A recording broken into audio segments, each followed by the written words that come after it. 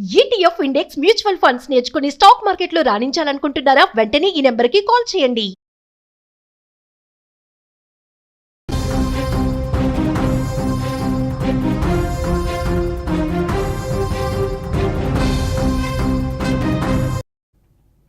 Big breaking news చూస్తున్నాం. యెమెన్లో మరణ శిక్ష ఎదుర్కొంటున్న నిమిష ప్రియకు ఉన్న అవకాశాలన్నీ కూడా ఉన్న అన్ని మార్గాలు కూడా మూసుకుపోతున్నాయా? నిమిష ప్రియను కాపాడుకోవటం ఇక కష్టంగా మారబోతోందా? అవును అనే సమాధానం వస్తుంది వీటికి. నిమిషప్రియ కేసులో సంచలన నిజాలు ప్రస్తుతం బయటకు వస్తున్నాయి. నిమిషప్రియ తప్పులే ఉరికంభం ఎక్కించాయా? తలాలను పెళ్లి చేసుకుని దారుణంగా మోసం చేసిందా? తప్పుడు పత్రాలతో నిమిషప్రియ అక్కడ ఆసుపత్రి పెట్టిందా? ఒక పథకం ప్రకారమే దారుణంగా హత్య జరిగింది అని యెమెన్ మీడియా చాలా స్పష్టంగా ధృవీకరిస్తోంది. ఈ కేసులో నిమిషప్రియతో పాటు మరొక ఇద్దరు కూడా అరెస్ట్ అయ్యారు. నిమిషప్రియ కేసులో ఆ ఇద్దరి వాంగ్మూలం కీలకంగా ఉంది. భారత మీడియా మీద కూడా తలాల కుటుంబం తీవ్ర ఆగ్రహం వ్యక్తం చేస్తున్న పరిస్థితుంది. నిమిషను అమాయకురాలుగా చూపించడం మీద తీవ్రంగా మండిపడుతున్నారు వాళ్ళు. అందుకే క్షమాభిష ఆలోచనపై ఇప్పటి వరకు ఒక నిర్ణయం తీసుకోలేదు, వెనకడుగు వేస్తున్న పరిస్థితుంది. హత్యకు గురైనటువంటి తలాల్ని దోషిగా చేశారని ఆవేదన కనిపిస్తోంది. ముఖ్యంగా నిమిషప్రియకు సంబంధించి రోజుకొక కొత్త నిజం బయటకు వస్తుంది. నిమిషప్రియకు సంబంధించి అసలు వాస్తవాలు ఇవి అంటూ యెమెన్ మీడియాలో ఒకవైపు ఉధృతంగా ప్రచారం జరుగుతున్నప్పటికీ కొన్ని వాస్తవాలను భారత మీడియా కప్పిపుచ్చుతోంది అంటూ పెద్ద ఎత్తున వార్తలు కూడా వస్తున్నటువంటి పరిస్థితి ఉంది. నిమిషప్రియకు సంబంధించి అక్కడ జరిగినటువంటి కొన్ని కీలకమైనటువంటి విషయాలు, అక్కడ విచారణ సందర్భంగా ప్రస్తుతం బయటకు వస్తున్నటువంటి విషయాలు, అలాగే తలాల్ ఫ్యామిలీ ప్రస్తుతం చెబుతున్నటువంటి నిజాలు, వీటన్నింటికి సంబంధించి కూలంకషంగా భారత మీడియాలో చర్చ జరగట్లేదు. నిమిషప్రియను ఇంకా బాధితురాలుగా చూపించే ప్రయత్నం జరుగుతోంది. వాస్తవాలను పూర్తిగా కళ్లకు కట్టే విధంగా అన్ని ఆధారాలతో ఇక్కడ మేము చెబుతుంటే వాటిని పూర్తిగా కప్పిపుచ్చే పరిస్థితి భారత్లో కనిపిస్తోంది. ఇది సరైనటువంటి పద్ధతి కాదు, ఆమె ఎన్ని దుర్మార్గాలు చేసిందో చూడండి అంటూ కొన్ని నిజాలు బయటకు చెప్పే ప్రయత్నం జరుగుతోంది. ఇవన్నీ చూసిన తర్వాత నిమిషప్రియను ఇక కాపాడుకోలేని పరిస్థితి కనిపిస్తుందా అనే ఒక చర్చ కూడా కనిపిస్తోంది. దీనికి సంబంధించి మరింత లోతుగా విశ్లేషణ చేయాల్సినటువంటి అవసరం కనిపిస్తోంది. మా ఎడిటర్ తిరుమల్ లైవ్లో జాయిన్ అయ్యారు, మాట్లాడదాం ఈ కేసుకు సంబంధించిన మరింత లేటెస్ట్ ఇన్ఫర్మేషన్ కోసం. Tirumal, good morning. ఇక్కడ క్లియర్గా మనం నిమిషప్రియ గురించి గత కొన్ని రోజులుగా మాట్లాడుకుంటున్నాం, వార్తలు వస్తానే ఉన్నాయి. నిమిషప్రియ మరణ శిక్ష రద్దు అవుతుంది అన్న ఆ హోప్ అనేది కూడా ఇన్ని రోజుల్లో మనం చేసినటువంటి చర్చల్లో ఎక్కడో కూడా కనిపించిన పరిస్థితి. ఇంకా కొన్ని బలమైనటువంటి నిజాలు ఉన్నాయి, వాస్తవాలు ఉన్నాయి, అవి కప్పిపుచ్చేశారని వార్త కూడా చాలా బలంగా ప్రస్తుతం జరుగుతోంది. ఏమంటారు? వలి ఒక విషయాన్ని ఇక్కడ మనం గుర్తించాలి. ముఖ్యమైన విషయం ఏంటి అంటే భారత ప్రభుత్వం, భారత విదేశాంగ శాఖ చేసిన కొన్ని ప్రయత్నాల వల్ల నిమిషప్రియ ఉరి వాయిదా పడ్డదని మాత్రం చాలా స్పష్టంగా చెప్పొచ్చు. ఇక్కడ భారత ప్రభుత్వం అనేక ప్రయత్నాలు చేసింది.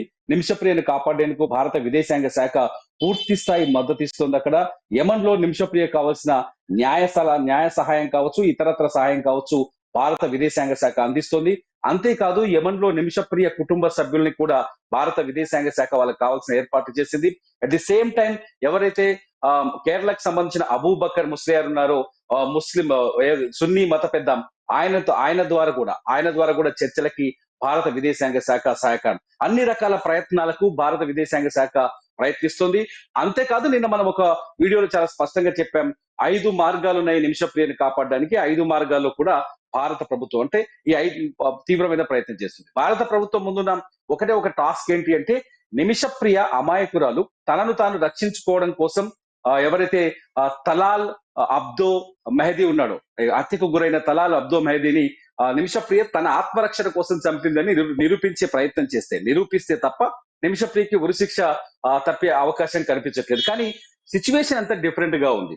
తెలుగు మీడియాలో ఒక ప్రముఖ దినపత్రికకు సంబంధించిన ఒక గల్ఫ్ రిపోర్టర్ ఒక అద్భుతమైన ఒక ఇంట్రెస్టింగ్ ఆర్టికల్ రాశారు. ఇవాళ ఆర్టికల్లో కొన్ని పచ్చి నిజాల్ని, చేదు నిజాల్ని ఆయన స్పృశించారు. ఏంటంటే చాలా ముఖ్యంగా యెమెన్ మీడియా నిమిషప్రియ గురించి రాసిన విషయాల్ని ఎందుకు మర్చిపోతున్నారు? అంతేకాదు నిమిషప్రియ హత్య చేసి దొరికిపోయిన తర్వాత, అరెస్ట్ అయిన తర్వాత నిమిషప్రియ కేసు విచారణ సుదీర్ఘంగా కొనసాగింది. కింది స్థాయి కోర్టు నుంచి యెమెన్ సుప్రీం కోర్టు వరకు ఈ కేసు విచారణ కొనసాగింది. ప్రతి సాక్ష్యాన్ని నిమిషప్రియకు వ్యతిరేకంగా అక్కడ ప్రొడ్యూస్ చేయగలిగారు పోలీసులు. నిమిషప్రియ ఉద్దేశపూర్వకంగానే హత్య చేసిందని నిరూపించగలిగారు కాబట్టి ఆమెకు మరణ శిక్ష విధించింది యమన్ కోర్టు అనే విషయాన్ని ఆయన స్పృశించారు. అంతేకాదు యమన్ మీడియా రాసిన కథనాలకు విరుద్ధంగా పూర్తి స్థాయిగా భారతీయ మీడియా నిమిషప్రియని అమాయకురాలిగా నిర్దోషిగా చిత్రీకరించే విధంగా కథనాలు రాయడం పట్ల తలాల్ అబ్దో మెహదీ కుటుంబం తీవ్ర నిరాశకు లోనైంది. అందుకే క్షమాభిక్ష బ్లడ్ మనీ విషయంలో కొంత ముందుకు వచ్చినప్పటికీ అందుకే క్షమాభిక్ష విషయంలో చివరి నిమిషంలో వెనక్కి తగ్గిందని చాలా స్పష్టంగా మహమ్మద్ ఇర్ఫాన్ చేసిన రిపోర్ట్ లో ఆయన పేర్కొన్నారు. ఏంటంటే ఎవరైతే తలాల్ సోదరుడు అబ్దుల్ ఫతా మహదీ ఆయన చాలా స్పష్టంగా చెప్పారు, నిమిషప్రియకు ఉరి తప్ప క్షమాభిక్ష లేదు, ఎట్టి పరిస్థితుల్లో మేము అంగీకరించలేము.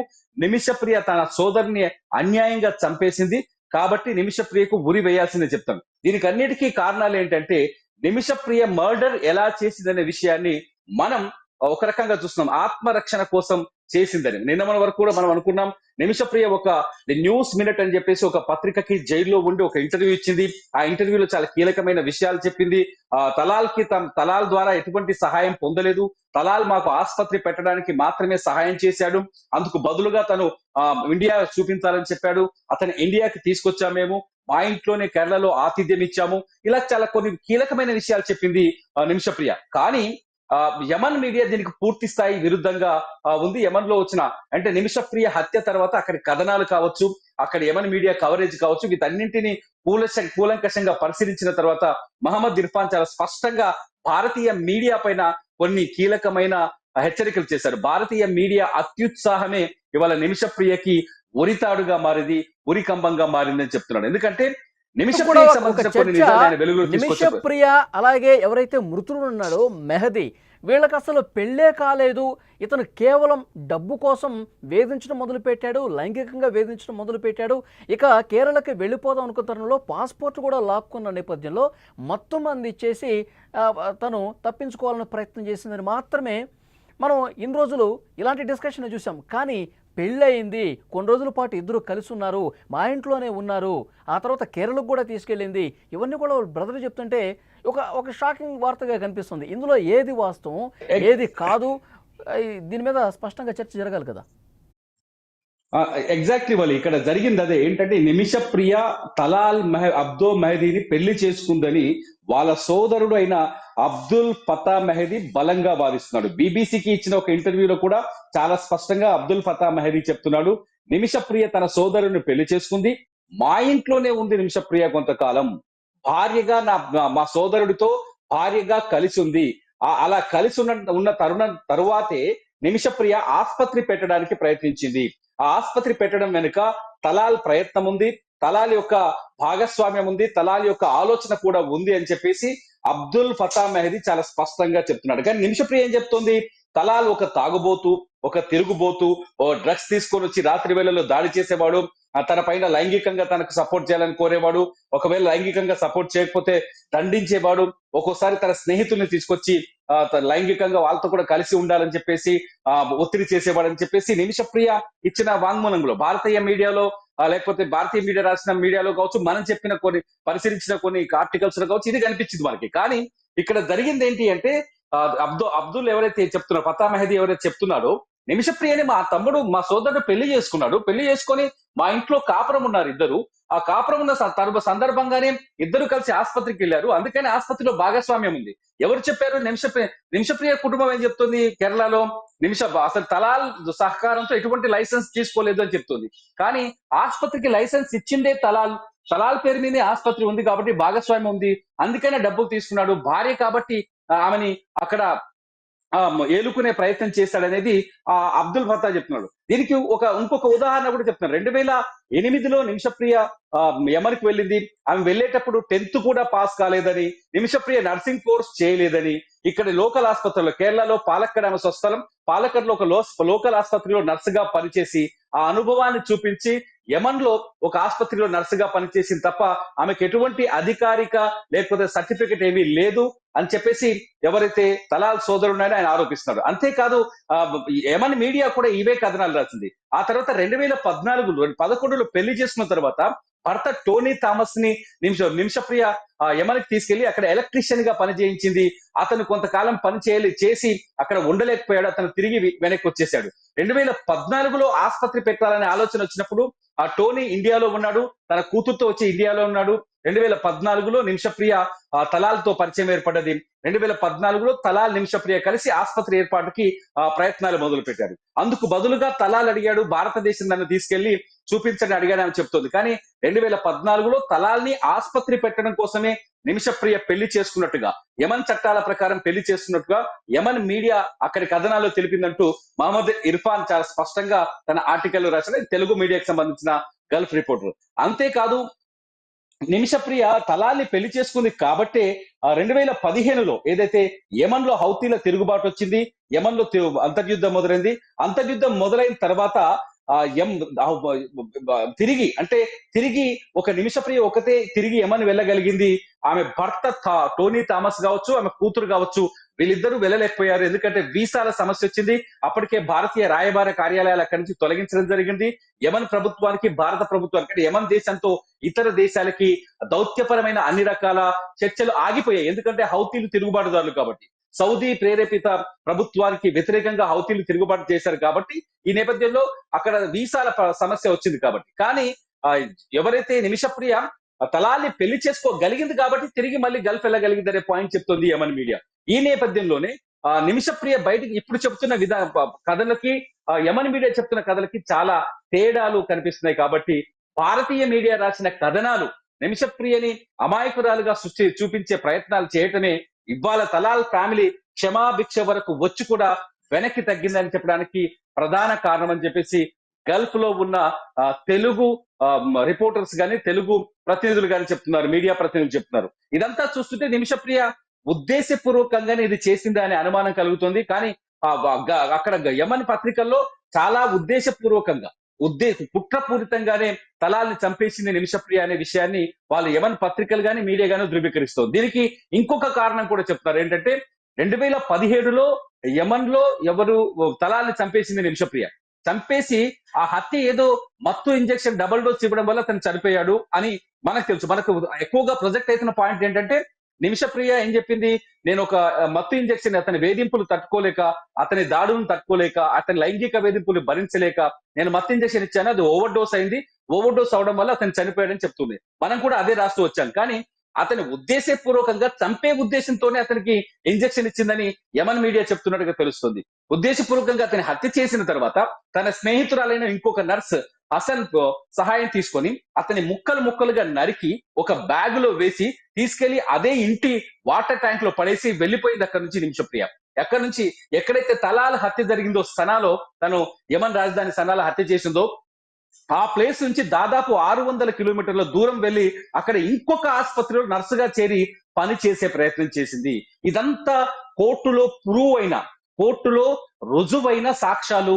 ఈ రుజువైన సాక్ష్యాల గురించి యమన్ మీడియా చాలా స్పష్టంగా అక్కడి పత్రికల్లో చాలా స్పష్టంగా ప్రకటించింది చెప్తున్నాడు.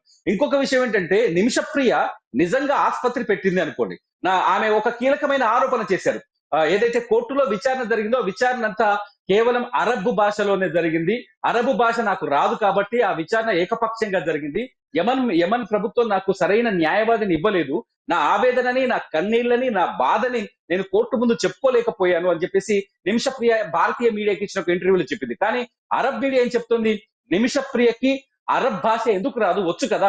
2008లో ఆమె యమన్కి వచ్చిన తర్వాత అక్కడున్న అరబిక్ భాష నేర్చుకున్న తర్వాతనే, యమన్ భాషని నేర్చుకున్న తర్వాతనే అక్కడ ఆసుపత్రి నిర్మించగలిగింది. యమన్ భాష తెలియకుండా అక్కడ నర్సుగా ఎలా పనిచేయగలిగింది ఇన్ని రోజులు? యమన్ భాష తెలియకుండా అక్కడ ఆమె ఆసుపత్రి పెట్టాలనే ధైర్యం ఎలా చేసింది? ఇటువంటి ప్రశ్నలు ఇప్పుడు తెరపైకి వస్తున్నాయి.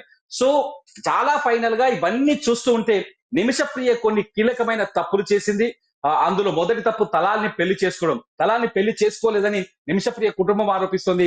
తలాల్ ఏదైతే నిమిషప్రియ భర్త టోనీ థామస్ ఉన్నాడు కదా, అతను ఇప్పుడు కేరళలో పాలక్కడ్ ఏరియాలో ఆటో డ్రైవర్ గా పనిచేస్తున్నాడు, ఆటో నడిపించుకుంటున్నాడు.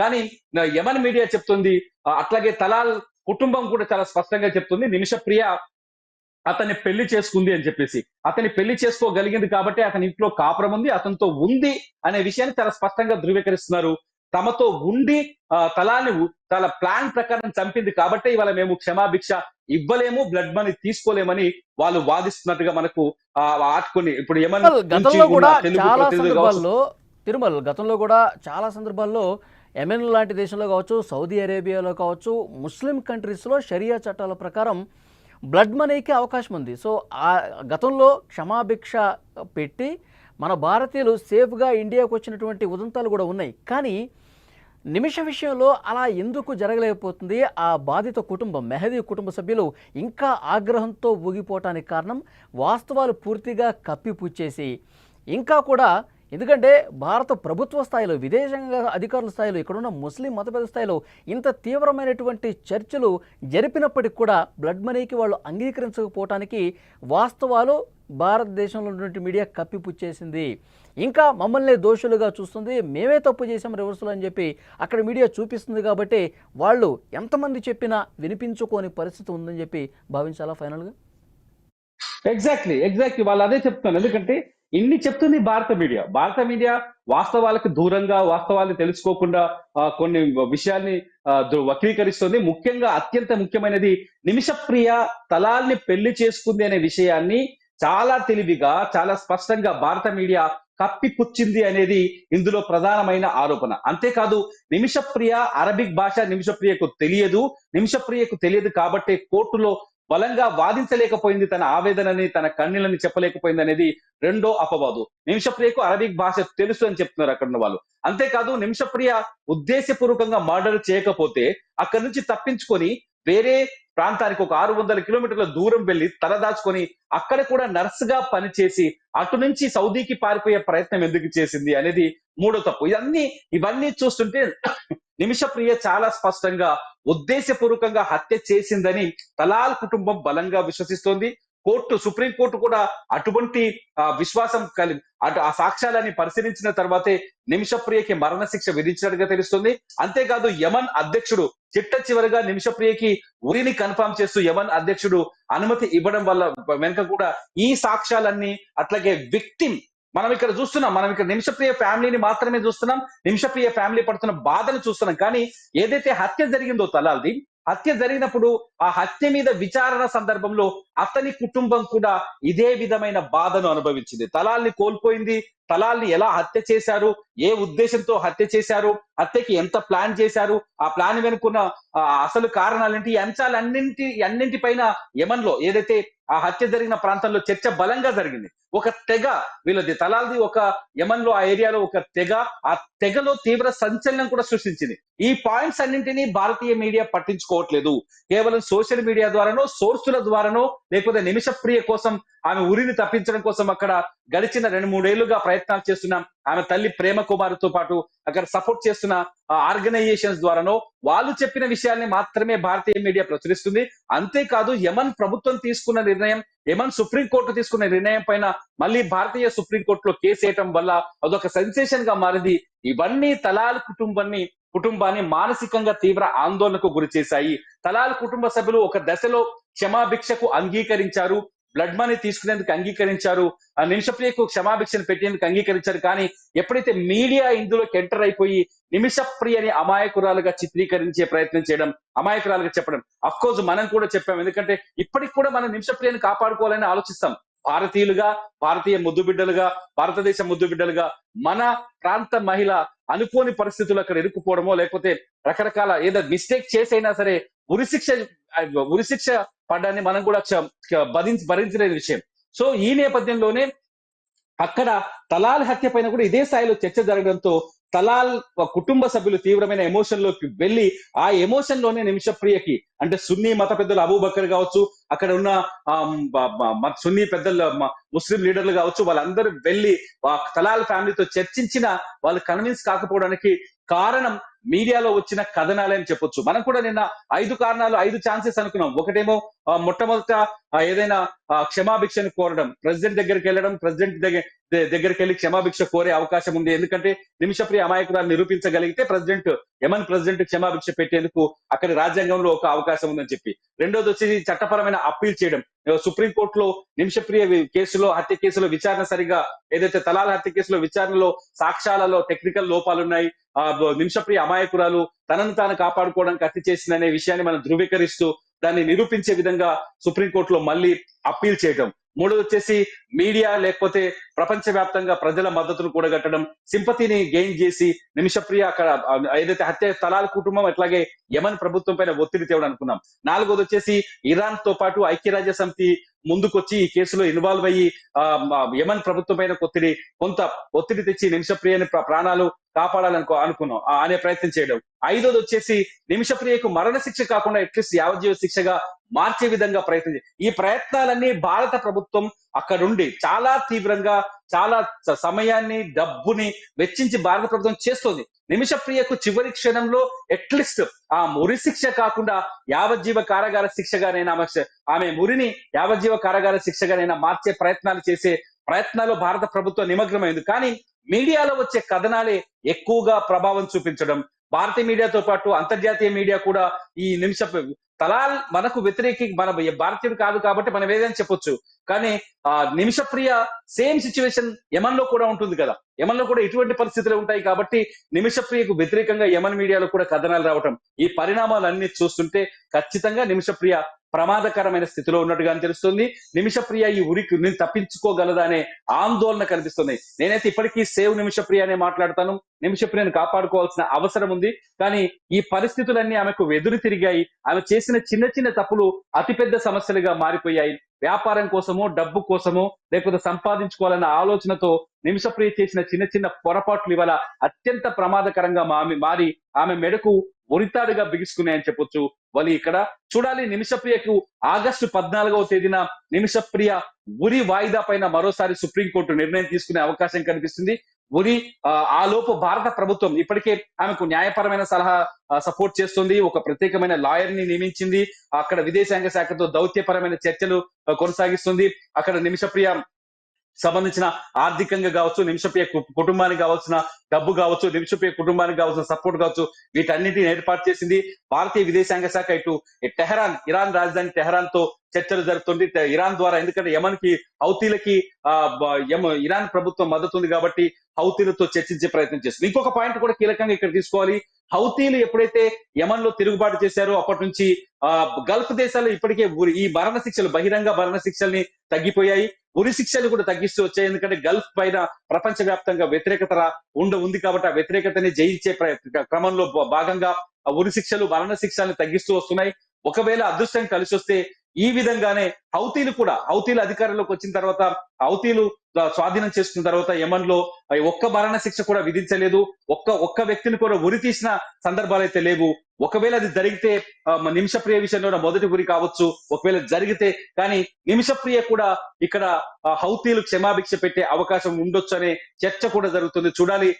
తలాల్ కుటుంబం దయ తలిస్తే తప్ప నిమిషప్రియ ప్రాణాలతో భారతదేశానికి తిరిగి వచ్చే అవకాశం కనిపించట్లేదు. వలి ఓకే తిరుమల్, ఇప్పుడు మీరు చెప్పినట్టు హౌతీల ప్రభుత్వం వచ్చిన తర్వాత మరణ శిక్షలు పూర్తిగా తగ్గించుకుంటూ పోతుంది. అది నిమిష విషయంలో కూడా జరిగితే బాగుండని చెప్పారు. సో అలా జరగాలని కోరుకుందాం. ఎందుకంటే భారత ప్రభుత్వం కూడా చాలా సీరియస్గా వర్క్ చేస్తూ ఉంది. భారత మహిళ అక్కడ పరాయి దేశంలో చనిపోవటం అనేది, అక్కడ మరణశిక్ష గురై చనిపోవటం అనేది, సో భారతీయులందరూ కూడా వాస్తవాలు ఏమున్నప్పుడు కూడా ఒక భారతీయ మహిళ వేరే దేశంలో చనిపోవటం అనేది చాలా ఇబ్బందికరంగా మారే అవకాశం కూడా ఉంది. సో డెఫినెట్గా అక్కడ బ్లడ్ మనీకి అంగీకరించే విధంగా బాధిత కుటుంబం ఎవరైతే ఉన్నారో మెహదీ కుటుంబాన్ని వాళ్ళు ఒప్పించే ప్రక్రియ ఇంకా జరుగుతూనే ఉంది. కానీ ఇంకా వాళ్ళు ఆగ్రహంతోనే ఉన్నారు. ఎందుకంటే వాస్తవాలను పూర్తిగా కప్పిపుచ్చే ప్రయత్నం జరుగుతుంది.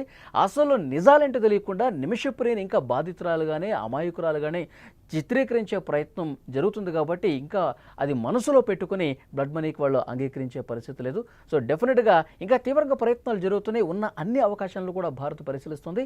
నిమిషప్రియ సేవ్ కావాలని చెప్పి మనం కోరుకుందాం.